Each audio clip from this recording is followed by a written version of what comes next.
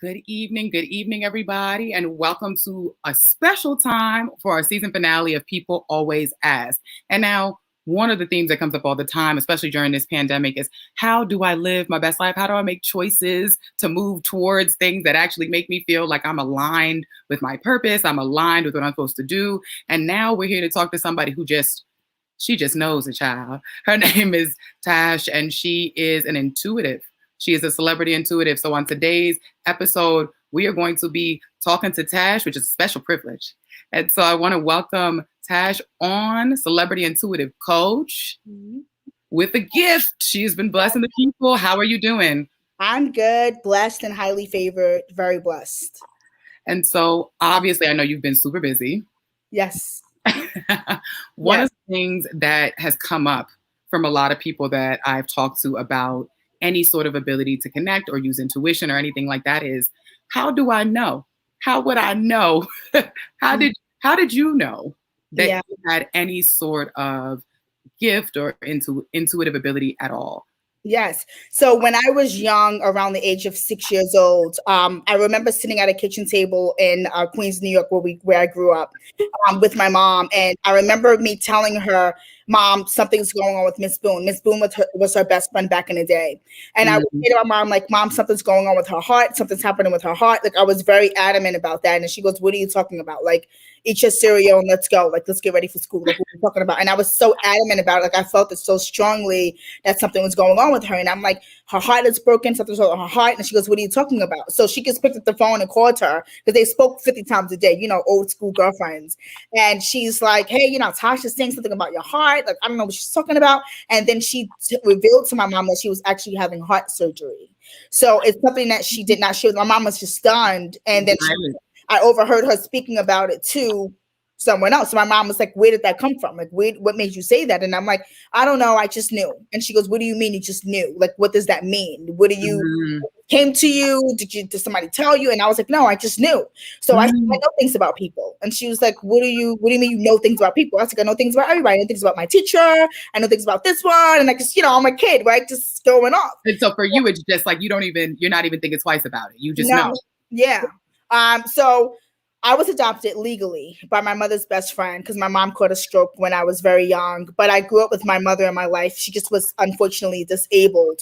So my mom called my mother and she was like, "Hey, Tasha is saying that she has this thing. She knows things." So my biological mother, revealed to her that my biological father's mother, also had the gift, my grandmother, which I didn't really have a relationship with her. I really didn't know her. But this is what was told through us. So then, because of like the whole adoption thing that we were going through, we were going to like a therapist. It was a part of the adoption process. And so I was telling the therapist, "I know things about people. My mom took me to make sure I was good. I know things about people." So she says, "What does that look like? What do you mean?" At this time, I'm like 7, 8. And she's like, "What does that look like? What does that mean? What do you know? You know things about people." And I was like, "I know things about everybody. I know things about you. I know things." And she goes, "Okay, give me an example. What do you know about me, Natasha?" And I said, "Okay." So I went through this whole rundown of stuff that was going on with her and her husband, and how they were fighting, and y'all shouldn't fight. And she was like the woman broke in tears. And she was like, so she went and got my mom, and my mom comes in. I'm crying at this point because the therapist is crying. So everybody crying. So my mother comes in the room. She's like, "What's going on?" And that's when the therapist explained to my mother that I was very special and that I had a gift. But even then, we kept it like in the house. Like I used to sleepwalk up until the age of 17.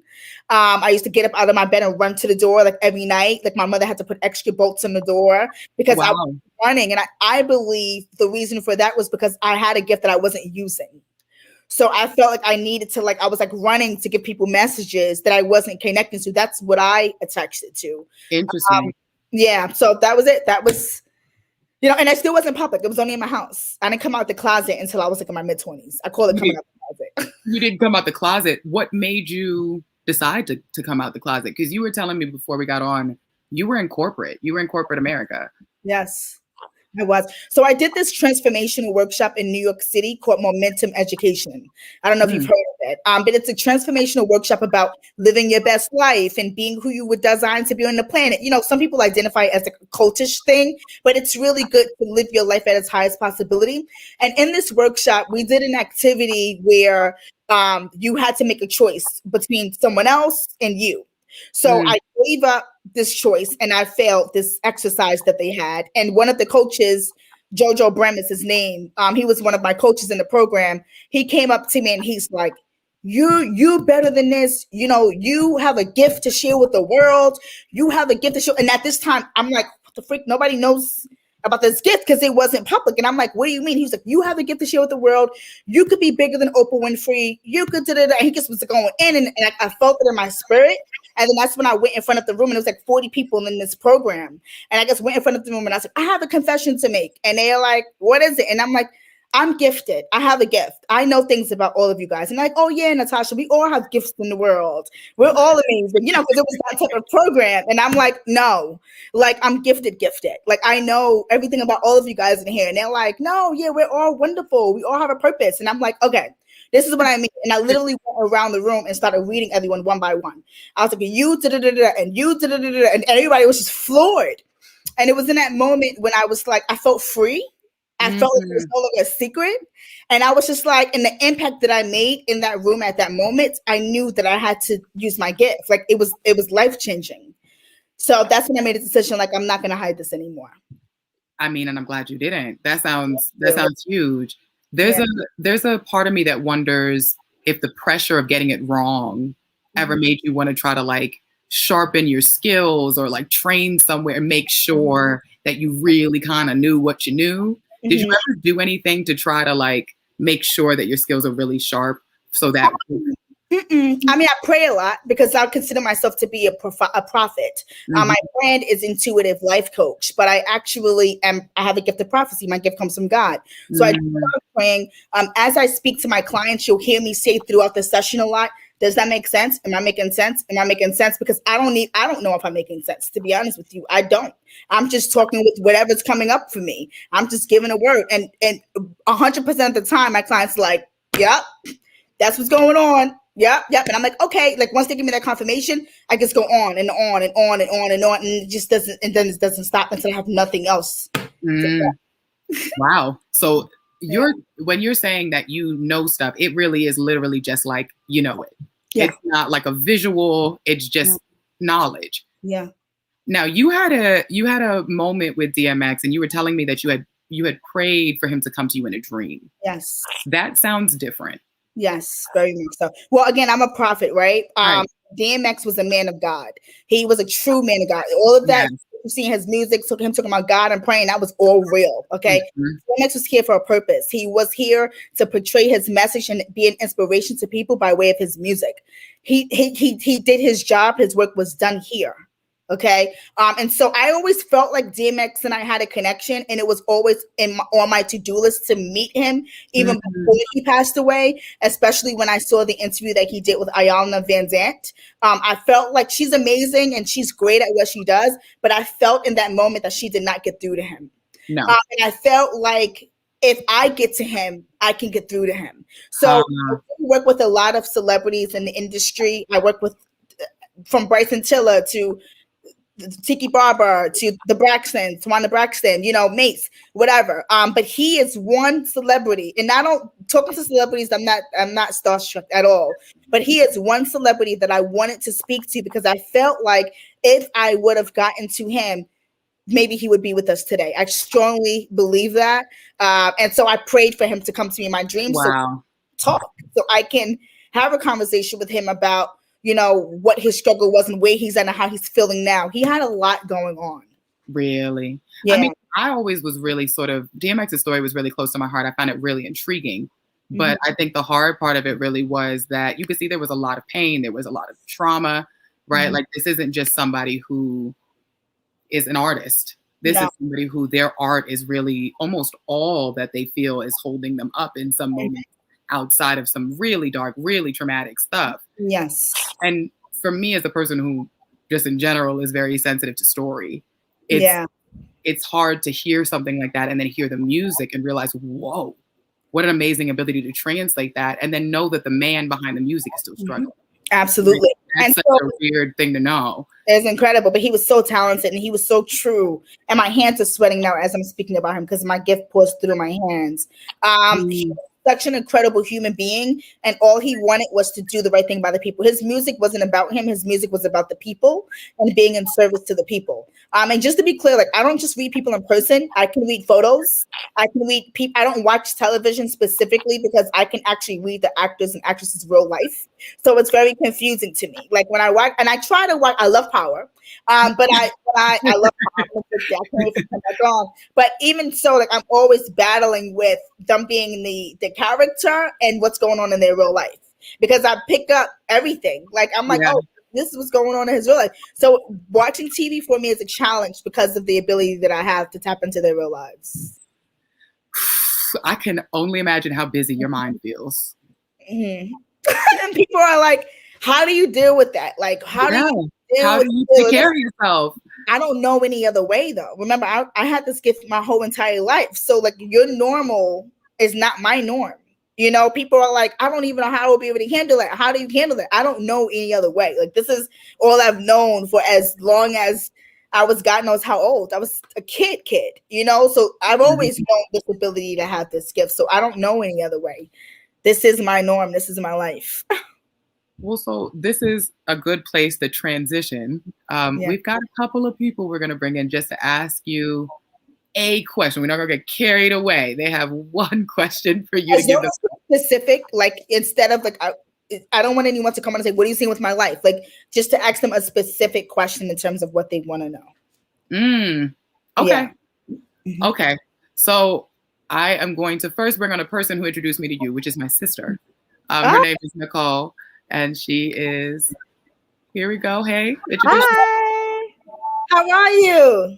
I'm good. I actually saw you on Clubhouse first. And then I actually told my colleague about you. So you actually did desk sides with some editors for my agency. So thank you. I appreciate it. How are you doing? Did we ever have a session before? No. I actually was scared to come on, but my sister told me to come on and ask a question. So know that I'm nervous about this. Okay. Well, so I will tell you before, don't be nervous. What I tell you is what you're supposed to hear, what you're supposed to know. It's going to be for your benefit. So don't be afraid of anything. Everything that I tell you, it's for you to get to where you're supposed to be. Okay. So my specific question is, so my relationship with my boyfriend is pretty serious. It's probably one of the healthiest relationships I've been in ever. I feel like I'm trying not to put the hardcore press on him, but you want to know if he's the one if you're gonna marry. I want to know if he's the one. Really, Yes, he is the one for you. He actually really loves you. He feels very connected to you. He's very respectful. He's very smart. I love his communication ability and his consistency. You know, that's not something that you were used to in the past. Like I feel like the people that you were with in the past, the consistency was awful. The communication wasn't good. Like it was a lot of stuff that was going on. And so it was coming a point before you met your boyfriend where you were just wondering, you were questioning yourself, like, is it me? You know, that you know, you thought of that in that area, but the reason is because you were not supposed to be with those guys. That's why the things were transpiring the way that it was. You had to build up to meet the guy who you're with today, and you've learned a lot. You're a lot stronger. I feel like you're very sensitive. I see a lot of sensitivity, but you're stronger now. You know, before you were very sensitive, fragile sensitive. You know, no, I fell down on the ground crying about like my dating situation. Yes, before, I know. So it's true. It's very hard on that, but you're good now. This guy's wonderful. He's phenomenal. He is a perfectionist to a degree. He wants things in a way very specific, so just bear with him on that. But he is an amazing human being. He really cares about you. So yes, I feel like he's the one. Thank you so much. Okay, I'm less scared now because I was scared I was going to be like, oh, you got to leave this good man. Oh no. Yeah. What is it with moving? Did he mention anything to you about moving? Yes, he sees himself. So as you can hear, maybe we're in New York City. He wants to be like out in the boonies. Like he sees himself being like in Westchester or in the suburbs. Huh? New Jersey. Maybe I think he just wants space. He was born overseas, but he has lived in the Bronx most of his life, and so I think he just wants the noise. He wants to move. Oh, for sure. He likes the quiet. I'm scared of the quiet. I think someone's gonna come after me, but It will be good for you guys. He needs this change. The noise is just too loud for him. He wants to change. He Yeah, will no, move. it seems quiet to me in the Bronx in comparison to Washington Heights. So I'm like, that's fine. I don't know. I don't know what's my problem, but Nope. yeah, that's the thing. I was going to actually ask about that. So I'm surprised Yes. you brought it up. Yes. So this is good. Okay. Well, All thank right. you. Well, thank you so much. Nice meeting you. Nice to meet you too. Yeah. Okay. All right. So now we're gonna pull Nicole out. Sure. This makes me so curious. You got your palm action going on. What's the worst news you've ever had to deliver to somebody? Like what is the worst Bad news all the time. I mean, I see Oh, that sometimes, like if somebody's not well or if their family member is not well, unfortunately, they ask me, like, what are you seeing with my mom? Is she gonna be okay? And if I'm seeing that she's not, then I have to tell them. I have to tell them what I'm coming up with. And it sucks, but it prepares them. So when it does happen, it's not such a hard blow because it came up in their session. I don't look at it as a negative. I look at it as a positive because it's like, okay, Tash told me this was going to happen while everyone else, the family and everything is in the uproar. They can handle it and manage it better because they knew, right? So it's always hard for me to tell someone that their loved one is going to pass off, if someone's sick and they don't know that they're sick. Like if I see cancer in their body and I'm like, you need to go to the doctor. I'm seeing cancer, like here, there, specifically. So those things are always hard. Health and death are always the two hardest topics for me. yeah. Yeah. Oof. Well, hopefully this next question will have nothing to do with any of that. But maybe. So Yari, we're gonna bring you on. Yari Tavares. How you doing? Yari. Hi, Tash. Hi, Chantel. Thank you so much. I'm good. Super excited to hear you speak. Like, I think my hands are sweating in just sympathy or empathetic sweating a little bit too. Your story is phenomenal. But my question is, I'm considering a new business venture, and it scares the bejesus out of me because I feel like it has a lot of potential, but I don't know. I don't know. Okay, so I see the business venture. That was definitely the first thing that came up for me when you came on the video. I see this business venture. This business venture has been sitting in your heart for a while. This is not new. This has been going on for quite some time, but now you're moving more toward it. If you work for a company, it's not going to work out. I'm going to tell you that right now. You're going to be uncomfortable. You're not going to like it. You're going to be frustrated because you're not supposed to be working for anyone. You are an employer, not an employee. Okay, so you have to build this business, you have to build the brand, you have to build the website, you have to build the logo. It's very important in this process that you connect with your resources and your network and your resources. You have a thing with asking people for stuff. I don't know what that's about, but you don't like asking people for favors or to kind of like support you in that. You got to work on that because that's going to be a detriment to you.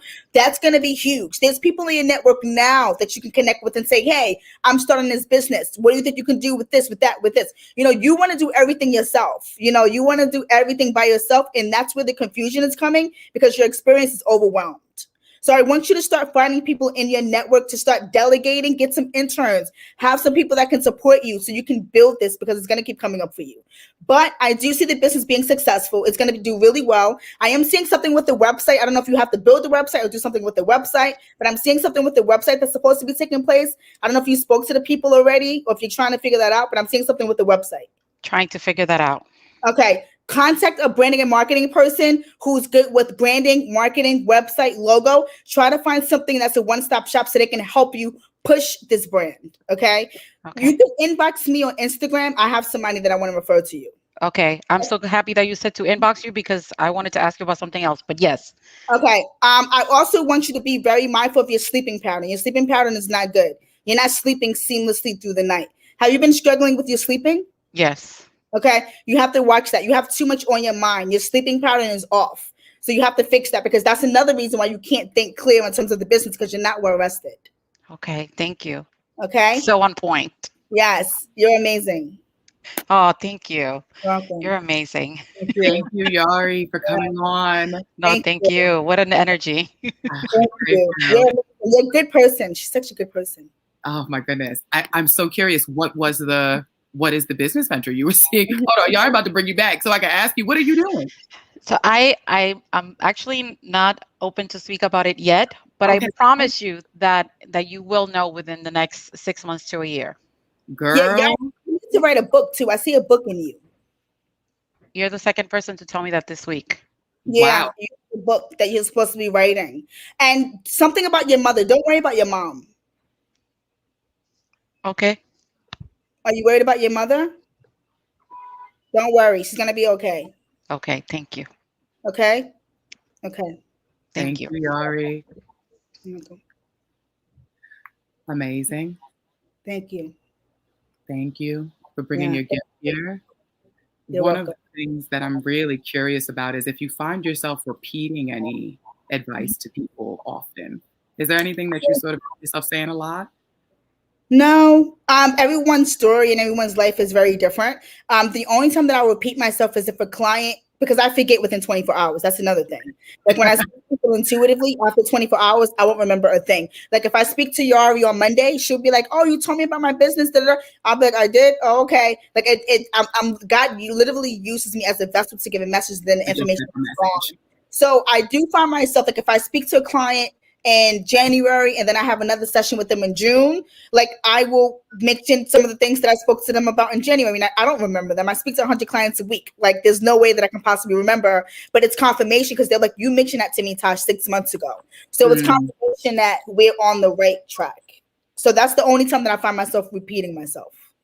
And so for your sake, when you think about living your best life as a person who is a prophet, who has a gift, what does that mean? How do you gauge? I want to change the world. I'm going to change the world. I don't want to change the world. I am going to change the world. That is my mission. I believe that if people get the clarity, the confirmation, and the awareness that they want in their lives, that just this world would just be better because everybody would just be where they are supposed to be and not worried about the changes, the drama, the concern, the uncertainty, right? To have that clarity and to know, it just puts more attention in yourself and it just makes the world a better place. So my biggest dream is to have my own show on the Oprah Winfrey's network. That is something that I've sourced. It's been on my vision board for probably the past 7 to 10 years. Yes, That I've network. sourced that. Yes. I really want that because, and not about the celebrity, the TV. It's not about that. I'm thinking about a platform where I can make a larger impact. That's what it is for me. I talk to 100 clients a week now, but I want to talk to thousands of clients a week because the more impact I make on people's lives, then the better we'll all be. That's absolutely. And that's why I like to kind of do this show. Like a part of me wants to give stuff away. Like I want people to know what they need to know in order to really try to help themselves. Because it's not enough hours in the day to help every single person that you want to, but you hope that you can share what you can and sort of make the impact that you can. And you're already changing the world. Thank you. I pray every day. You know, every day I ask God to give me the strength to keep doing what I'm doing. But if I can get on a large media platform, I'm a recurring guest on a couple of radio shows. The DJ Quicksilver show with Dominic Diva, the Nick show in South Carolina. So I do a lot of Sirius XM. I do a lot of that. But I need like a platform where people can watch me. And even if I'm not speaking to you specifically, the person who I'm speaking to, you may be able to relate to that. It may impact you and touch you in a way that will make you change your trajectory and your mindset of your current circumstances. So that's the goal. Yeah. I mean, so I don't know. We got a little comment here. I just want you to see it. Oh, that's my brother. Oh, Richard. Hey, boo. So My proud brother of you. is my biggest influence. He is he's more like a father figure to me. He's not just, a brother. He's the eldest of all of us, but he takes good care of me. He's actually my business manager. He oversees my entire brand. And he's with me. He's like, you're gonna change the world. He's my cheerleader. Like he knows. He's like, you're gonna change the world. And he pushes me. I love him so much. Oh, well, I'm so glad for you that your family supported you from the time they realized you had a gift. Thank you. Because I know so many young children that I wish were in households where that kind of openness kind of existed to the things they're noticing and the people that they are. So I'm so glad that your parents are your parents. Yes. We didn't really talk about it too much in my household, though. It wasn't a topic. It was, Yeah, it was just sort of the way you are. Yeah, it wasn't a thing like, oh, Tasha has a gift. It was never that. My brothers, they knew more importantly because when people would come, I would tell them, oh, who's this person? Who's that person? So my brothers were very receptive to the gift. But in my household, I was just Tasha. Okay, well, fair enough. I was just Tasha.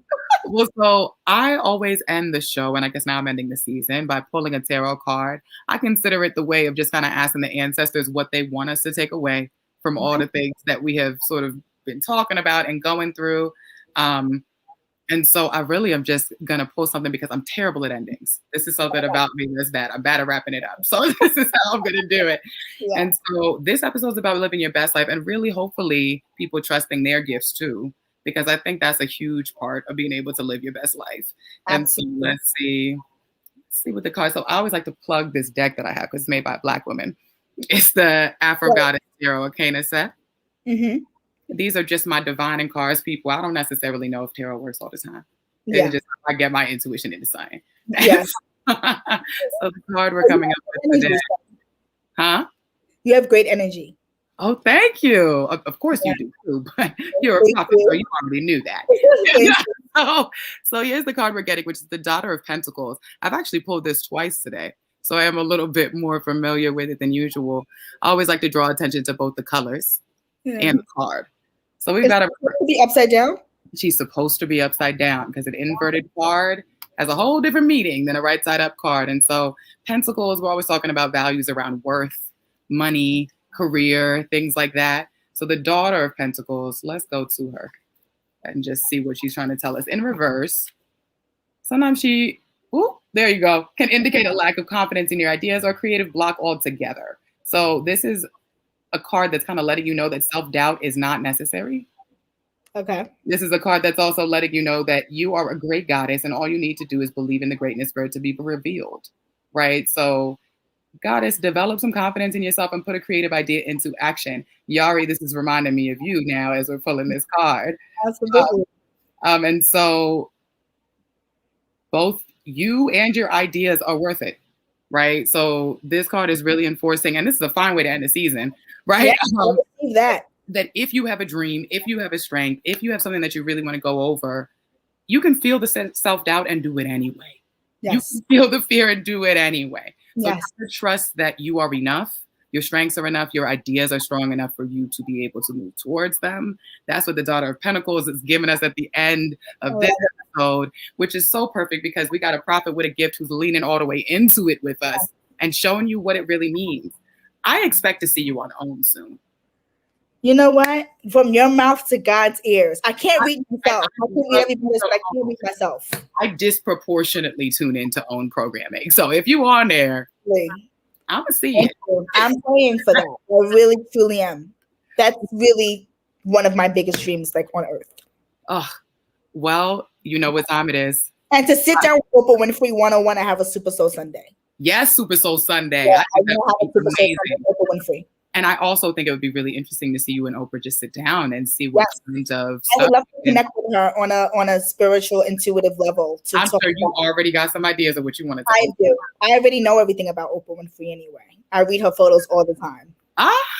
Tell me one little thing about Oprah and then we'll go. Something's coming up to me with her with production and media. I feel like that's a lane that she really wants to dive into, like some sort of ownership or something like kind of like what Tyler Perry's doing. So I feel like there may be some sort of partnership with her in terms of the production and media space for like to like lead like movies and stuff like that that's coming out. Very similar to kind of like what Tyler Perry is doing. I feel like that's a big what's next for her. Ooh. All right, you heard it here, folks. Yes. Well, thank you so much. Thank you. And you can find Tash at all of the places at Talk to Tash. Tash 922 actually. Oh my gosh. Oh no. Hide it. Go away. Don't you look at that. Okay. 922. Yes. 222. Okay. And so you can find two twos. Oh my God. See, now I'm sending people all over the place. Yeah. Okay. I tried to phone last time. You can find Talk to Tash at Talk to Tash 922 on Instagram, on Facebook. You can find all of the wonderful other interviews. You can go on Clubhouse on Thursdays. Tuesdays. At 9 p.m. We changed it up. So that's okay. It used to be Thursdays though. Yes. Okay. We don't be doing Thursdays anymore. Okay, I'm not just totally making stuff up. No, all right. Well, thank you all for tuning in. Thank you, Tash, once again for coming on.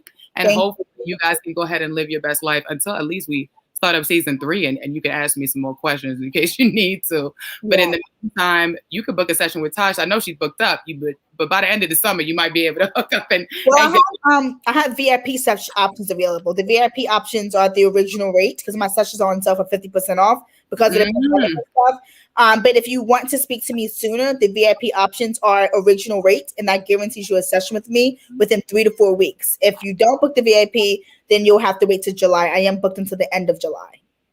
Okay. So you heard, if you want to be a VIP and get your session sooner, yes, you have the opportunity for your urgent readings. But if not, she's still available. Don't you worry. You could go ahead and save you a little point and get your session in it at the end of the summer. Yes. All right, guys. Well, that is it for the season. Go take care of yourself. Go lead into your gifts. And thank you, Tash.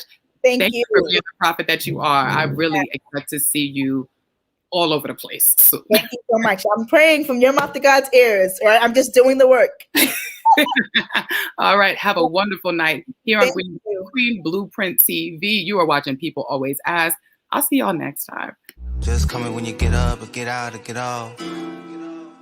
And I'll hit you when I get down and get in and get on. Just call me when you get up or get out or get off.